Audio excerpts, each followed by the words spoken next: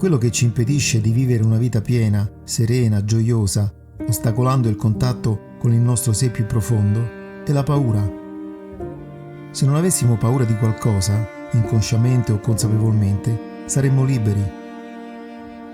Possiamo aver paura del giudizio degli altri, o di perdere un amore, di non riuscire a raggiungere i nostri obiettivi professionali, di contrarre una malattia.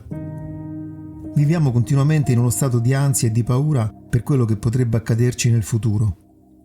E dal passato spesso abbiamo ereditato, a causa di esperienze negative o traumatiche, schemi emotivi e mentali non funzionali, che rendono ancora più difficile liberarci di angosce e timori. L'unico modo per superare le nostre paure è affrontarle. Non esiste altra via. Per quanto possiamo cercare tenacemente di evitare il dolore, è solo attraversandolo con consapevolezza che riusciamo a elaborarlo e a lasciarcelo alle spalle.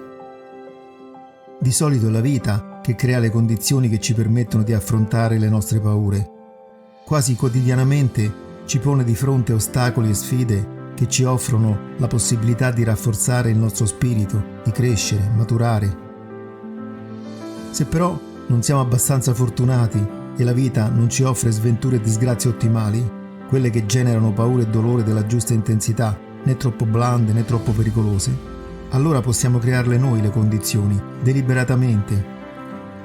Gurdjieff lo chiamava sforzo cosciente, sofferenza intenzionale. Affrontare i nostri timori e il dolore emotivo è la via per sviluppare consapevolezza, per cristallizzare e temprare il nostro sé autentico, la nostra essenza. Per scegliere pratiche di lavoro su di sé efficaci, dobbiamo considerare un principio di base.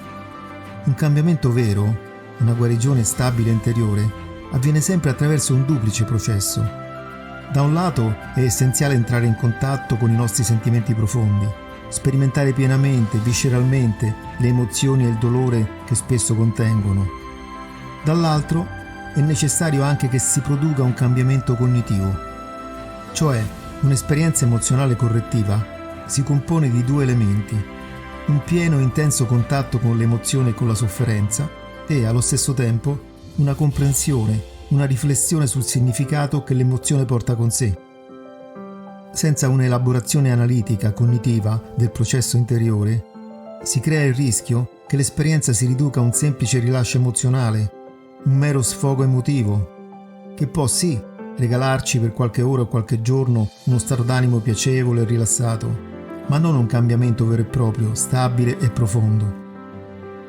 Per un cambiamento autentico è necessaria una profonda presa di coscienza, degli insight significativi che permettano di elaborare e integrare l'esperienza emotiva.